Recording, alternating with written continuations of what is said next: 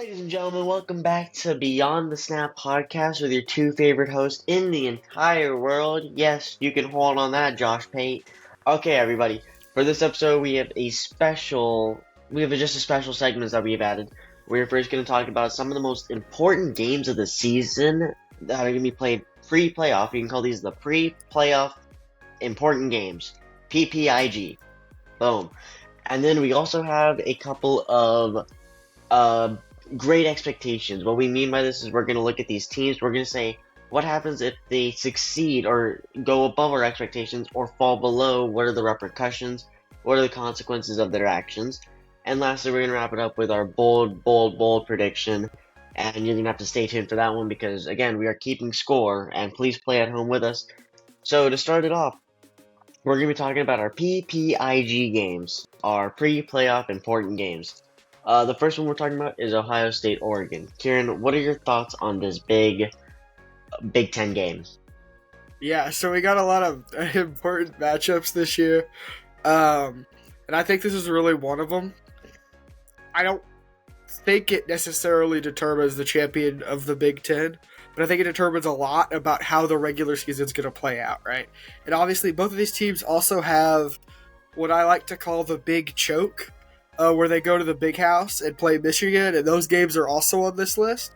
And in terms of Ohio State, Oregon, I think it will determine who is the top dog in the Big Ten. Can Ohio State, with all of their NIL supercharged, cram it all in their roster, beat Dan Lanning, or can Dan Lanning finally win that big game and finally put himself over the top? And I think that's really the question that comes from this game. And I think that's the question this game is going to answer. So definitely stay tuned and really just look to see how the competitive play styles from Oregon and Ohio State being more physical, more hard-nosed, I can't believe I'm saying that, and that how those play styles play out into the race to the Big Ten title. Yeah, and I'm actually going to counter one of your points. I think this is the most important game in the Big Ten, and I think this is the deciding factor of who wins in the end, because I think these are two of the most stellar teams in NCAA Power 5 and in CFP right now. And what I mean by this is basically you're looking at these two teams and you're going to say Oregon had a major rise last year, and when everyone said the Pac-12 is done, the Pac-12 is garbage, it turned out to have two of the best teams in the nation playing, and that was Washington and Oregon, of course. And now Oregon has beefed up. Oregon had a really solid quarterback in Bo Nix last year. He played very well. He was in Heisman talks. I'm pretty sure he was Heisman nominated. And now you just replaced him with another great quarterback, too, actually, Dante Moore, and you get Dillon Gabriel. And so now you have this potent offense led by the stellar head coach who's from the Nick Saban family tree. So you know he's a reliable coach. Dan Lanning, of course, is who I'm referring to. You know that he's going to be able to pass the ball well. We saw exactly their air raiding attacks that they can hit, especially when Bo Nix would throw it up to Troy Franklin. But you're going to see a lot more of that, especially this year, as they also brought in a really stellar recruiting class. So that's one team. That's Oregon we have on one side. Then we have the team that is always just short. Kieran was right about the choke team. The team that you're like, oh, Ohio State, it's the Buckeyes. It's that weird guy with a nut head. Yeah, they're going to be good. Yeah, no. They always choke to Michigan in the Big House. They always do something silly and mess up. And this year is their prove it year. This year you say, okay, we're bringing in more competition than ever. Michigan basically got decimated by the NFL draft and people graduating. They lost their quarterback, running back, some of their O-linemen. They're decimated. And so now it's your year to shine. You have I don't know who you have. You have the Kansas State quarterback. You have Julian saying in the back as a backup. But this is your year to prove it. You have all the weapons necessary. You have all the gadgets. Everything you need is in the building. You have Brian Kelly in the building as well. And so you have just a whole plethora of people that you need. And this is your year to prove it. You are going to be the head of the Big Ten, despite all contradictions. And you're going to face Oregon, who's going to be this up-and-coming team, and it's going to be a clash. And in the end, the winner is going to be the better team and is going to end up winning the Big Ten. Kieran, you got any opposing thoughts to that, or are we going to move on? Only that Ohio State, if you don't win the title this year, you have well and truly choked, and I don't think you Agreed. deserve a title. Agreed. Moving on. So, the next game we have up is a little bit more of a classic. A little bit more of the game that you would think Ohio State, Oregon would be on here. But the game you really think about when you think about games that determine it all, Georgia versus the University of Texas. Now, it's important to know that this game is in Austin and will also take place on the same weekend as F1. So if you're an Austin resident, get ready. You're not going to be able to get anywhere. Just stay at your house. So, Kirtan, why does this game matter? Why is it important? Okay, so just to back up what Kieran's saying, yeah. On that week of college football and in that week of, I believe it's late September, early October, whatever it is, October? It's 18th and 19th, of October. All right. Yeah, you have Eminem, who's performing in F1. You have Max Verstappen. You have Carlos Sainz. You have all these people, and on top of that, you have Quinn Ewers versus Carson Beck. If you live in Austin, I am very sorry. The traffic will be miserable. You probably won't be able to get out of your driveway. So, that's just a heads up. Anyways, why is this game so important? This is another deciding game. This is exactly what we talked about with the Big Ten matchup, who's going to win it. I feel like it's going to be the exact same thing, and it's going to rear its ugly head during the season. Because whoever wins this is going to be set. Now, things you need to keep note of. Texas has an easier strength of schedule, so they have a weaker strength of schedule than Georgia, to keep that into account. But that means if Texas can handle Georgia in their own house, which we know they could probably do because they did it to Alabama 2 years ago, and they held them to a literal field goal to win the game, you know that this game is winnable, and you know once we win this game, everybody else is going to be worse than Georgia, to be honest. And no team is going to be the same strength, the strength physicality, the strength mentality that Georgia will be. And if you can get over that hill, I think you would probably just win out the rest of the season. And that would make you probably, I would assume, you're the SEC champions. And this game is going to have such great consequences, especially if you win. Because that means you get this high mentality, everyone is cheering, everyone's fan base, everyone's morale is high. And again, if you're on the opposing side of that, if you're Georgia and you lose in that situation, your morale is down. You know that the SEC title is in jeopardy. You don't want to lose. You're looking for that 1, 2, 3, 4 playoff spot because you know that they're probably going to have the easiest path to success. And so this game is going to be just a major clash. It's going to be Clash of the Titans because you're going to have one team, Texas, who I believe is like the Oregon in this situation, and are the new gritty team coming up to the situation, have faced problems, always sticked around that 10-5 area. But now, last year, they jumped to number 3 after beating Bama in Bama. And now you have Georgia on the other side, a team who is actually a winner, and just got unlucky with Bama last year. And that just tells you they're proven. So it's going to be a team of proven. It's going to be a welcome to the SEC. If Texas can win this fight, then Texas deserves to be one of the top premier teams in the league. And Georgia wins this, then it just proves that Georgia is just still has so much dominance over the league. And this game, again, just to quickly sum this up, because I know I'm ranting on and on. If Georgia wins, it's a statement victory that they can win anywhere. They can win on the road. They can win on the toughest fields. If Texas wins this, that means Texas is a real threat. They're probably going to be college football title, national champion odds of winning, have the highest odds of winning. And so those are going to be true teams. That's why it's such an important game. Kieran, what are your thoughts on this? Yeah, and I really think that Georgia is in trouble here. Just because they play the 19th at Texas, they play the 2nd at Florida, and then they play the 9th at Ole Miss. Now, that doesn't seem that bad, right? But if you drop the Texas game, or even if you beat Texas, there's still a danger that you drop one of the next two, because then they play Tennessee, and it's a dangerous place to be if you're Georgia.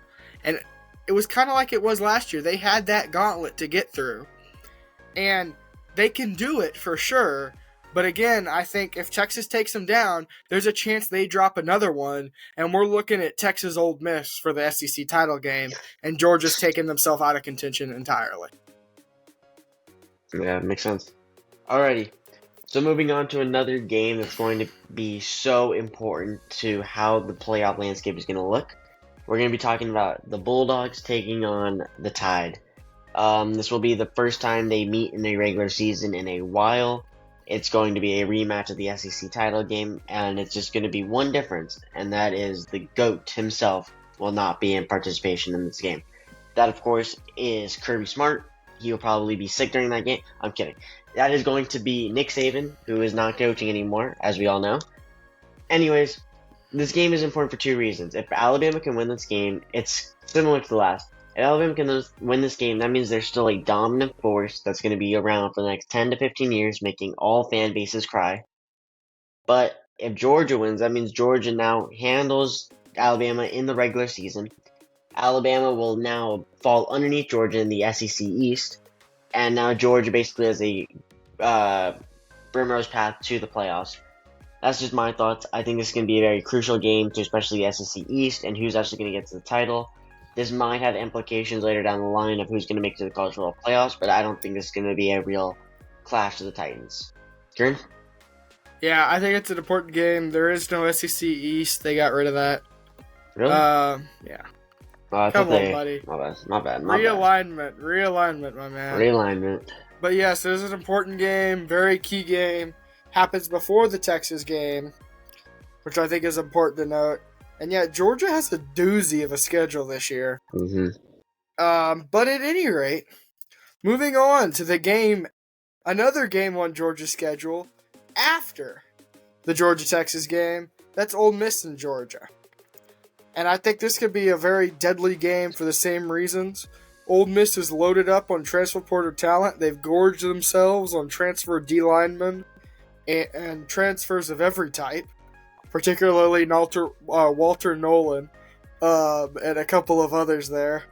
And I really think that Lane Kiffin has gone, and, if it's the craps table of college football, he's gone and he's taken all his chips and he's shoved them onto 2024, and he's really kind of just hedging his bets here, hoping he can break that kind of 10-win plateau-ish and really break past and get into the next upper echelon and play for his SEC title, which I think he could definitely do, but this is his chance to have a statement win against Georgia, and if they've lost either at Texas or in Alabama, his chance to kind of punch them in for the SEC title, basically. So I think that's really an important game. Yeah, and I think this is just an important game because last time they played, Georgia kind of took off a little bit, but again, I believe that was because it was in Sanford Stadium. I think the big thing was Lane Kiffin argued the fact that he just doesn't have the depth to play, especially last year. Georgia's big thing that they had, especially going for them, is that they can rotate players in and out, so all their players are fresh, ready to play the game against these tired Ole Miss O-linemen. But now it's going to change because now Ole Miss is now getting is getting a plethora of recruits, especially in the transfer portal as well.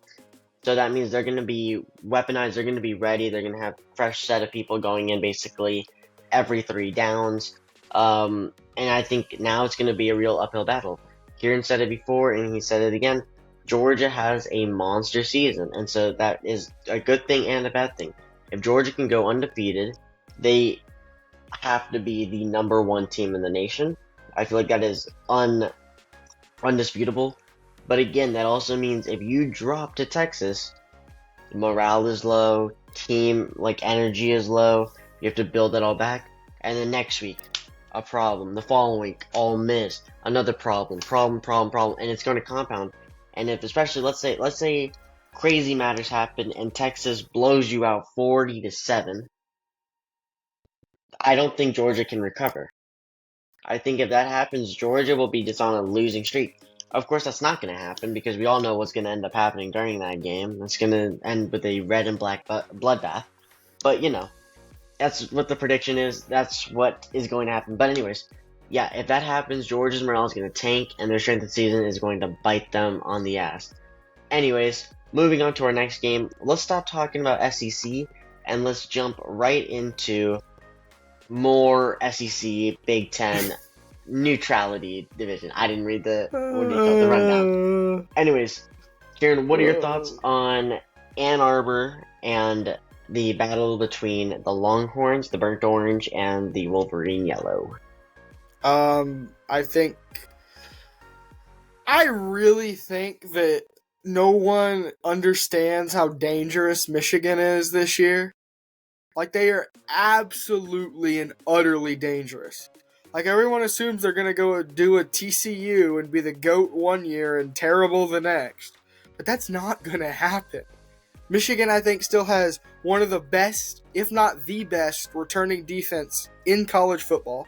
They've still got Will Johnson. They've still got Chris Jenkins. They've still got Kenneth Grant. They've still got all of these really, really, really good guys on D-line and elsewhere. And I think it's a lot to handle. And I'm sorry, my bad, correction. They do not have Chris Jenkins. He went to the draft. I thought he had stuck around, but I think he got drafted. My bad. Sorry. Yeah, okay, alright. Moving on.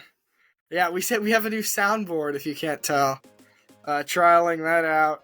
I made that mistake so he could practice. But I think Michigan, they've got a really solid defense. Their linebacker core is solid. And they have Alex Orji at quarterback, which if you've never seen the man, he's literally an unstoppable force. They've put him in to run a lot and do kind of that option play kind of style of football.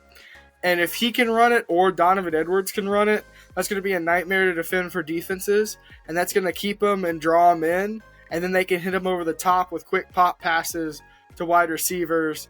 And Michigan only needs to score 20 points. I mean, realistically, there aren't that many teams that are going to put up 30, put up 40 on them. So they just have to score 20 points and then sit back and watch their defense eat up whoever happens to be there that week. So I think Texas has a real big chance of choking and a real big chance of losing this game to Michigan because they will not be ranked. Michigan will not be ranked higher than Texas, I don't think. I would be very, very shocked if that were to be the case. But I think Texas has a real high chance of choking. And if Michigan beats Texas, I mean, they're right in it for the national championship. They are right in it. And I don't think people understand that. But if that happens, week 2, Texas is in real trouble, and Michigan is right in it for the national championship. Geerton? Yeah. And similar to what Kieran said, a lot of people are sleeping on Michigan. They believe they're going to be the TCU. They think they're going to go from almighty national champions to then the greatest fall off ever. Not even going to be in the conversation. Going to be the third best team in the Big Ten, possibly the fourth behind Penn State. But this is another statement victory. If, let's say it's for Texas, it's a statement victory in saying that, look, we came to play. We scheduled y'all for week 2. It's going to be, if we can get this statement win over you, then we build morale, and then we head into the SEC with just that little bit more energy, knowing that we knocked off the champions. But if you're Michigan, this game has almost a higher emphasis in the fact that if you win this, then you show the entire world that, look, we just took out, probably, my predictions are going to be the 3 seed, so let's just go with that. We just took out the 3 seed, and y'all have all written us off. You all said that we're never going to win. There's no chance we beat Ohio State, especially if it's in Columbus. No, now you get that energy back. Now you're like, okay, we're still here. We're still one of the top teams. Do not, sleep on us anymore. And then it's going to propel them probably up to, the 6 or 5. And then you just go into the Big Ten with that renewed energy. Like, hey, they may have wrote us off, but we didn't write back. We're back in this fight. No one's going to be ready for us. Ohio State's overlooking us and stuff like that. And it's going to be a major morale boost for either team because they're both and for one team, it's going to be the entrance into a new conference. And for the other team, it's going to be a conference that's overlooking them. And so it's just going to be a high morale win. Next up on the schedule, we have another Michigan game. We have, actually, the game. to talk about. This game is going to be played in Ohio. It is a pretty cool game. I love the word game, and it is the game, the most important game, the game, featuring two teams that love to play the game, Michigan and Ohio State. Kieran? Oh, that was brilliant, Kirtan. Truly some of your finest work gaming the game there. Um, so, again, I think Michigan has real potential here. It's in Columbus, and Michigan has this thing where they're just always able to get mad, especially lately. I mean, they could be playing Middle Tennessee State, and they're going to out and kill them like it's Ohio State. Like, like they don't really know who they're playing. They just go out there and try and kill them as best they can. And I think that's going to be really important for this.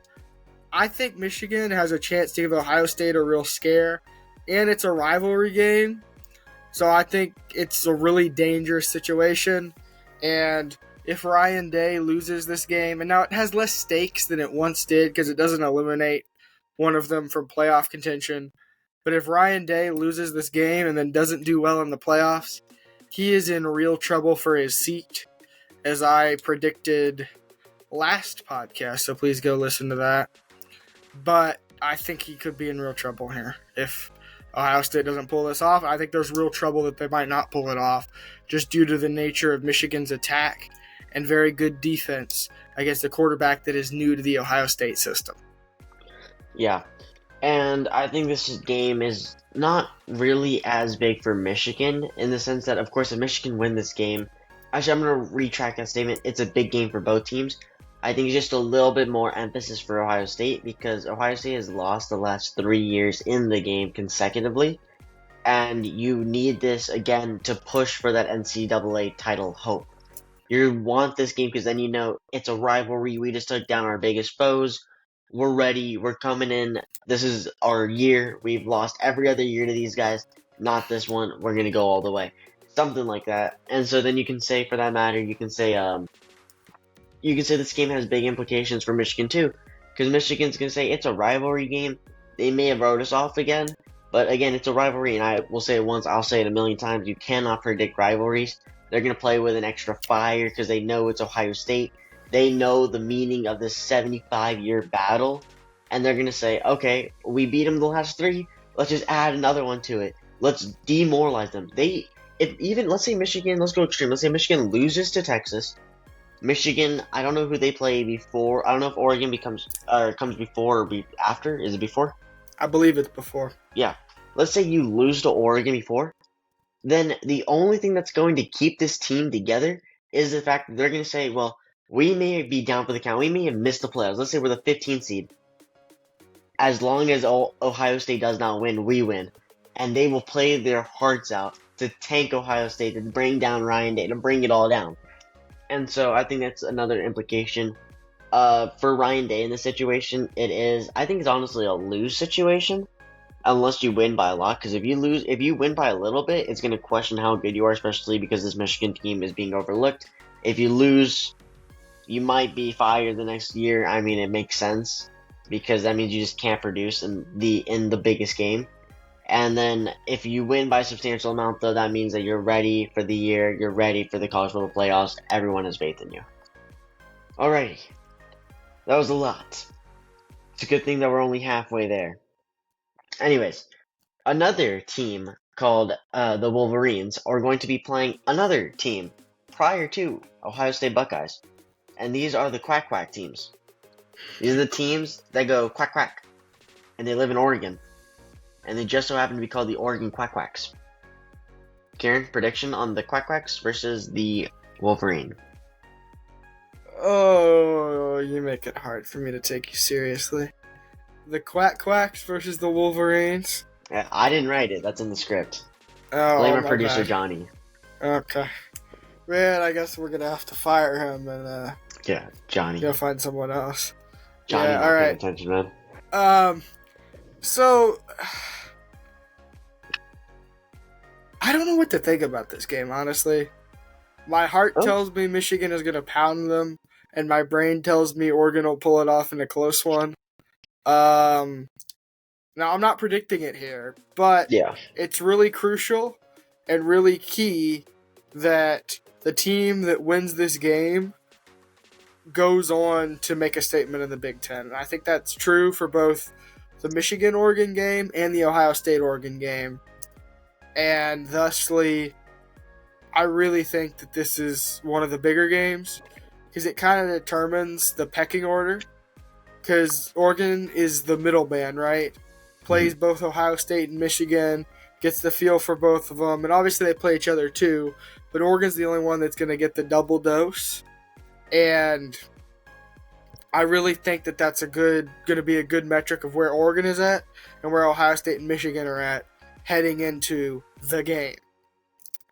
And I think that's part of why this game matters, and obviously it also has playoff implications.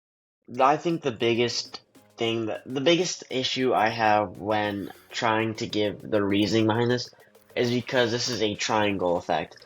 This is 3 teams that are all going to play each other at some point in the season, and it's what Kieran said, it's going to rank the Big Ten. If you really want a true prediction of the Big Ten, just watch these 3 games, and then afterwards, you could probably give yourself a good statement. This is not including Penn State, so I don't know where Penn State would fall, but you can find the pecking order. The only issue I have with this game is, let's say we actually have a triangle. Let's say Ohio State beats Michigan, but then Ohio State loses to Oregon, but then Oregon loses to Michigan, and then Michigan and it's the cycle over and over and over again. It's the same thing that happened with Texas, Oklahoma, and Kansas last year.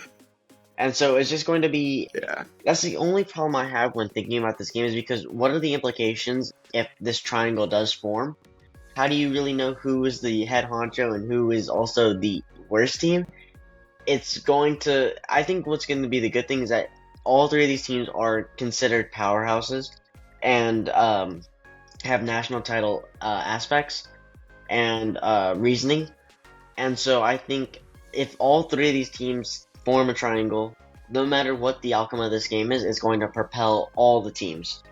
And I think that might be a weird statement, but I do think it's just going to show the power of the Big Ten, and it's going to propel all of them into this conversation of these are the 3 best teams because they all beat each other, which means it's going to be great competition. They all deserve a playoff shot.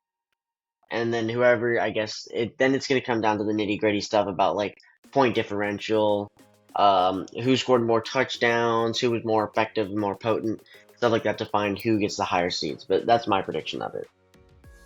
Okay, and then the one team that we didn't talk about, the Nittany Lions. This is the Roars versus the Nutheads. And so, yes, big noon kickoff. You got the Nutheads in Ohio State taking on the Roar in the Nittany Lions. Not the Lions, the Nittany Lions.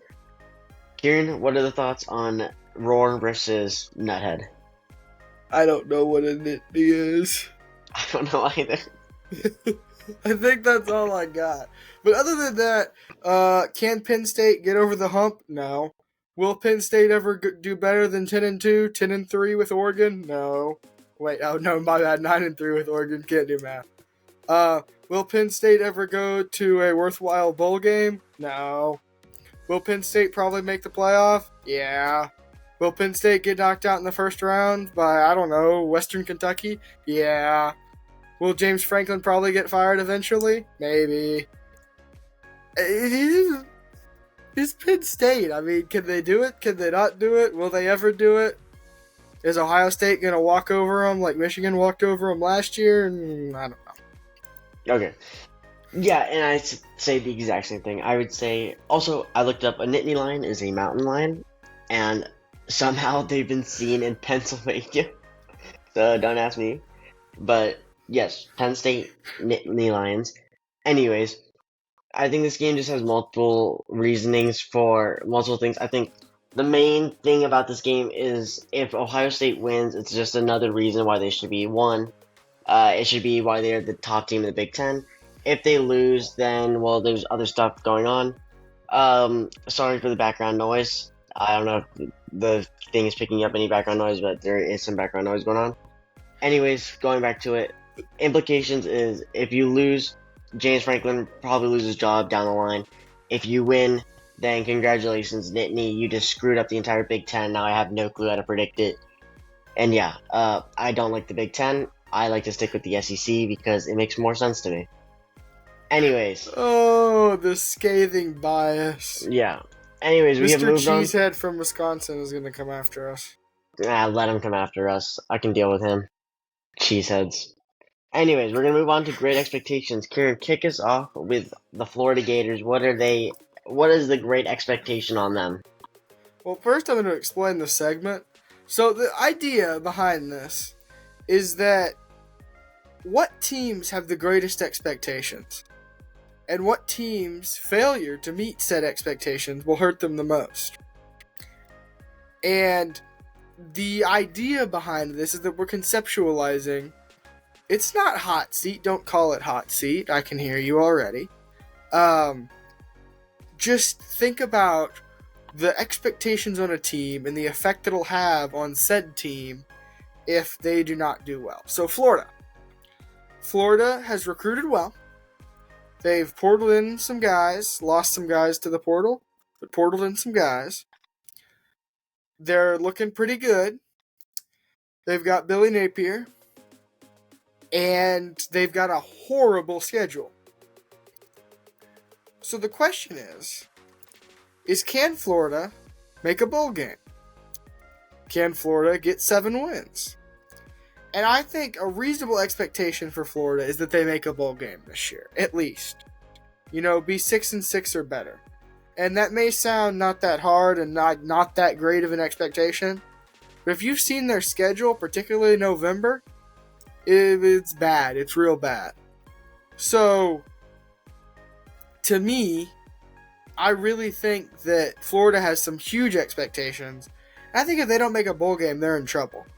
I mean, certainly the program, right? Because they've done this rebuild, they've went through all this effort, and then if you get beat by Miami week 1, all that's out the window. I mean, you've spent all this time, you've recruited so well, and you've been able to get the guys in, get the guys on campus, and get them doing what you want to do. But if you don't win like that, then I think that spells the end of the Napier administration, if you will. And I just don't think that he's... I mean, you gotta understand, the schedule is hard, but Florida's roster's good. They're not chumps. I mean, they have real potential to beat some teams, and if they are not able to exercise it, and they're not able to get their really highly recruited guys, and their really successful team, and successful team atmosphere, if they're not able to turn that into success on the field, then Florida's got problems. And I don't think Billy Napier is the one to solve them. If he can't at least pull a bowl out this year, honestly, I'd love 8-4. I don't think they're going to get there. But to me, 8-4 seems like a reasonable expectation given what he's had with the roster. But again, I think bowl is the real expectation here. And I think the consequences are quite dire if they don't meet it. Yeah. The only controversial thing I'm going to add to that is I don't think the expectations are necessarily that high. And what I mean by this is, it's the fact that November is no-win November. You have to play UT, you have to play Georgia, Ole Miss. It's literally a no-win November, and so I don't think many people are going to fault you for dropping those games, just because you have to think about it. Whatever happens with Texas against Georgia, both these teams are going to want a major victory over Florida to boost morale, especially UT because UT has them at the end of the season. It's really just a push for how good you are, because let's say UT's already gotten a spot. You're just looking for which spot you get. So all these teams are going to try to beat up on Florida. And so the thing is, if Florida can put up a fight, which we know they very much can because it's a gritty program that produces major talent, if they can put up a fight and they can really stick to these teams and keep the games close, not even need to win them, but take the game to an overtime, take the game to a field goal possession to win it, you still prove yourself to be a major competitor. And I don't think anyone will ever fault you for that. The only things I do see happening are, let's talk about the dire consequence. Let's say you don't make a bowl game. I think that's kind of a big deal because of the fact that people are going to question, is this program still legit? Is it still a big talk? Or is it really just nothing in the end and Billy Napier's taking it to hell? That could be one explanation. Another one is, let's just say you don't make a bowl game. If you don't make a bowl game, you need to fire Billy Napier. It needs to be done. There needs to be some change because you cannot keep going into this cycle of playing good team or playing in the SEC and really becoming one of the back tier teams. There's a time, also known as 2008, where you were the most feared team in the country, not and probably of all time. I would say the '08 Gators, the Tim Tebow Gators, were probably the most feared team ever in college football history. And I'd say that sticks to this day. If you can go back to your ways of gritty football, of hiring a coach that's willing to put your players to work, to use that talent in the locker room, you're going to create a really successful program. But until then, yes, if you win less than 7 games, Billy Napier needs to go. There needs to be a change in the front office. Okay, moving on to the next team for our great expectation. Let's talk about the other team across the lake. This is Miami. Kieran, thoughts?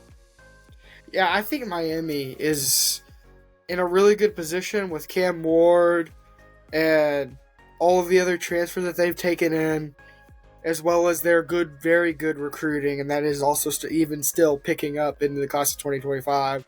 And hopefully we'll have a couple of people on to discuss that and go over it at some point soon. A little teaser there. But I really think that Miami can do well this year. I think that if they are able to correct their turnover issue from last year, I think that Miami can really go far and they can win a lot of games. Honestly, I think 9-3 is the bare floor of expectations for them. Their schedule isn't that bad. They've got Florida, sure. That's not that hard of a game. They don't have to play an SEC schedule. And I think Miami can go and win the ACC and in some ways be back this year. But I think 9-3, 10-2 in the regular season is kind of your floor of expectations. I think they can do really well. But I think if they don't do super well, Mario Cristobal could be in trouble if they are 7-5, 6-6 in that territory, even 8-4, because he knows he can do better, and he knows that Miami deserves better. I think he's a really great coach, and I think he'll get them there. I have more confidence in him than I do in Billy Napier. Yep. And again, just to round out what Kieran said, I think there are greater expectations on Miami because of the easier schedule. You're playing in the ACC. It's not as big competition, so you shouldn't have to worry as much as a team like Florida will like struggling in the sense of getting to your 9 wins. You can of course make the ACC push. If you do, fabulous. Your rival teams of Clemson, of Florida State, you really prove that you are one of the teams not to be messed with. We know that you are effective in the transfer portal, and we would love to see what NIL has to do with your upcoming transfers and your upcoming recruiting, especially if you have a stellar season.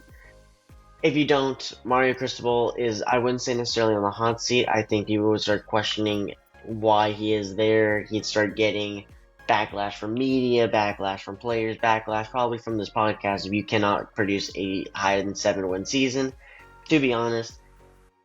But I do think he gets one more year to prove it. I think if he can develop Cam Ward nicely, it's all going to pan out in the end. I'm really hoping Miami becomes a fun team to watch, but sometimes I feel like Miami chokes away games they shouldn't, especially last year. And Georgia Tech. Yeah, that's what I was referring to. Yeah. So Sorry, don't do I had that to make again, it Miami. obvious. No, that's fine. So yeah, just don't do that again, please. Please, God, do not choke that again, Miami. Don't let Georgia Tech throw a touchdown with 1 second remaining. But yes, you're gonna cook. You'll cook in the ACC. Don't get cooked by the Yellow Jackets because it's Georgia Tech. That's like the Vanderbilt of the ACC. Okay. Anyways, moving on after that outrageous disrespect on Vanderbilt.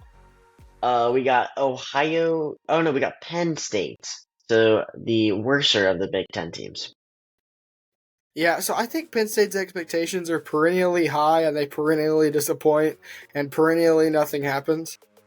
So that's my 10 cents there. But I really think that Penn State, maybe they can do something. I mean, I've been hearing that Drew Aller is still getting interest and is still getting looks from the NFL, even though he hasn't really impressed. So they clearly think that he still has more development to undergo there. So I really think that Drew Aller's got a shot at it, and that if Drew Aller plays well, Penn State can play well, and can make a run for a Big Ten title. But again, I don't know. They haven't ever done it before. I haven't ever seen that kind of football out of Penn State. They're perennially hyped, perennially whited out, and perennially losing. So to me, it just seems like that maybe they can't ever get over it, and maybe they're at 10-2. And there are worse places to be in football. I'm a Texas fan. I mean, not right now. You're used to it. But I am very used to the 5-7 grind. So, you've seen there are worse. They can fall a lot farther than they can climb. I think that's important to keep in mind if you're a Penn State fan. Although it can be frustrating as all get out to be right on the cusp of greatness, but not able to climb that last hill. I think that's where Penn State is. And I think their expectations are fan base expectations more than management necessarily. Yeah. And, just to say, I think Penn State, you have the most mid expectations of all time. I think we just assume now that you will always be second best or third best in the Big Ten forever.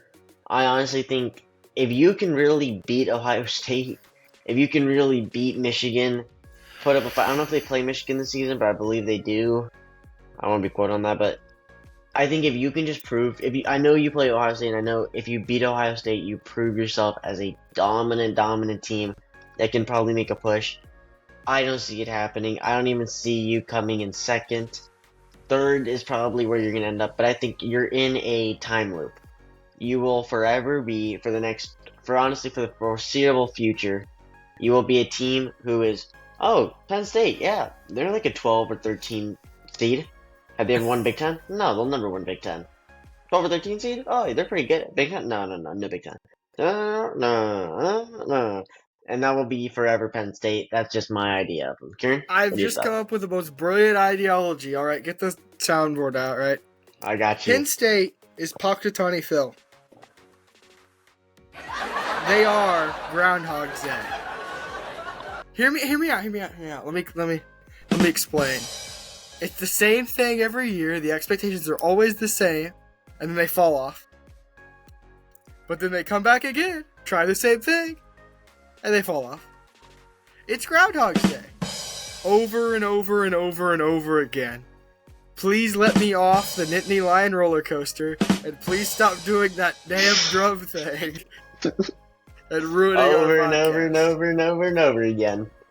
Yeah, that's pretty much Penn State.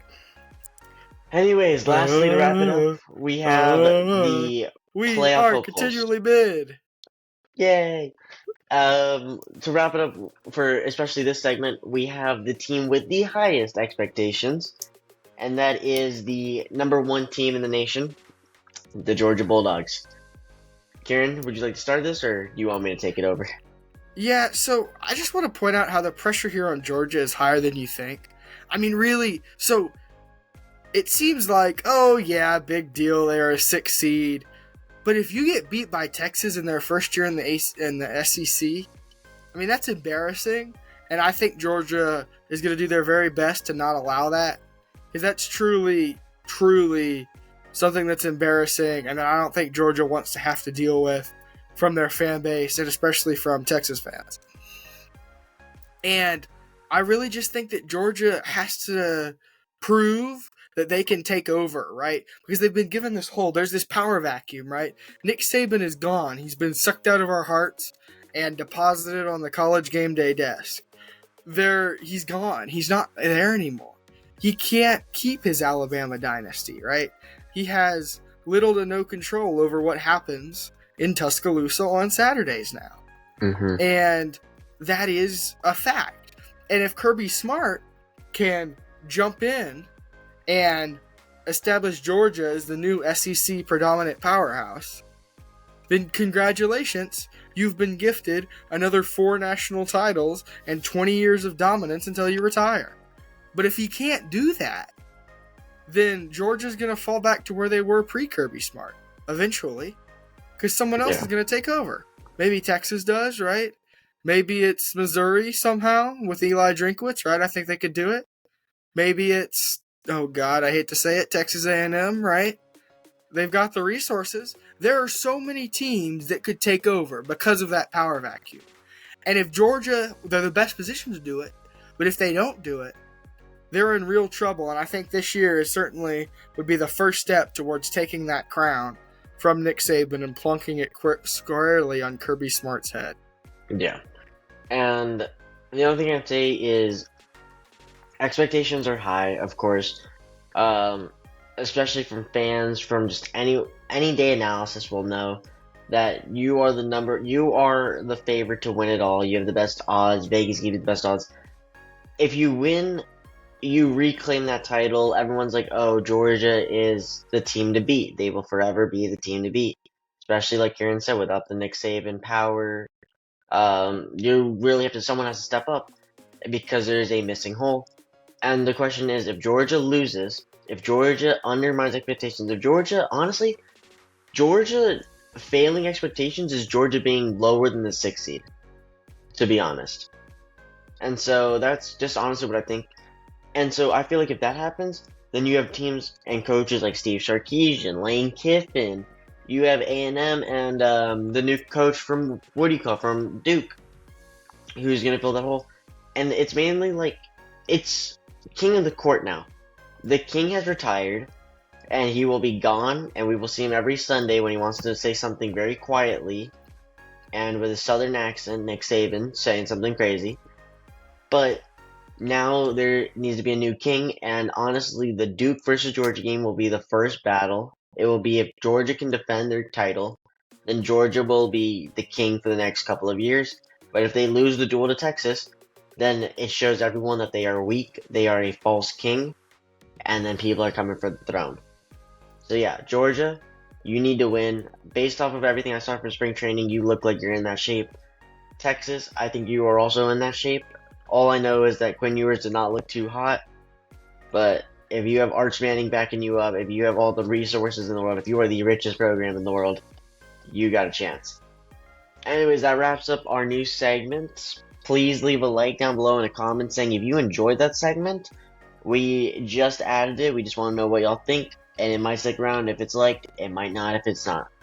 Anyways, this is probably my favorite part of the segments. This is our bold predictions. Kieran, would you like to start off with your bold prediction of this upcoming 2024-2025 season? Yeah, so my bold prediction, it is, I think it's a bold one this time. I think I've really come up with something. And we have talked about this team a little bit, but I don't think we've talked about them enough. And I don't know if this is super bold or just somewhat bold, but I think, and this is, a little more specific than I'd like to be, but I think this is a solid, right in that 8.5 to 9.5 sweet spot here. I think that Kansas State and Avery Johnson are going to win the Big 12. Wow. That is my bold prediction. I think above Arizona and above Utah, they're able to get it done thanks to a couple of timely upsets, his elevated play, and just that little extra edge from being Wildcats and being somehow tough as nails. But Kirtan, what is your bold prediction? Okay, so I have two. I'm going to save one for the next podcast, but just in case, because I don't know if this one's already been said. My bold prediction for this week of June 10th, 2024, so it's on document, is Deion Sanders will make the playoffs with the Colorado Buffaloes. He will then, after the season, not saying he wins anything, after the season, will leave Colorado and join an SEC team as the head coach. That is the bold prediction. I feel like that is a crazy prediction. The reasoning I have behind this is that Deion Sanders wants to be at the show. and there is no bigger show than the SEC. Both his boys are leaving, and it's really like it's time for him to make that big move. And if you can win at the SEC level, then you're in the talks of Nick Saban. If you can go from 1-1-1 and keep winning. But yes, that's my bold prediction. It's almost like a compound. First, Colorado will make playoffs. Then, Deion Sanders, Neon Deion, will switch up teams and join the SEC. Yeah, you're crazy. You're absolutely crazy. I feel like that should be worth double points. I will give it to you. If that happened, now both parts have to happen. You don't get double points. Agreed. For one part happening. You don't get single points for one part happening. Alright, that's fine. If both parts happen, you get double points. Alrighty. Anyways, that wraps up this episode of Beyond the Snap podcast. Please leave a like, subscribe down below. We would love to get anyone's opinion on it. Please leave a comment. We highly appreciate them, and we would love to get feedback on what we can do better. And if you have anyone interesting, or if you have any interest in being on the podcast, just shoot us a DM on Instagram at Beyond the Snap Football, YouTube, or Spotify. We check all. Thank you very much, Kieran. Anything else to add? Mm-mm. Alrighty then. Well, we will see you in 7 days. Peace. Peace.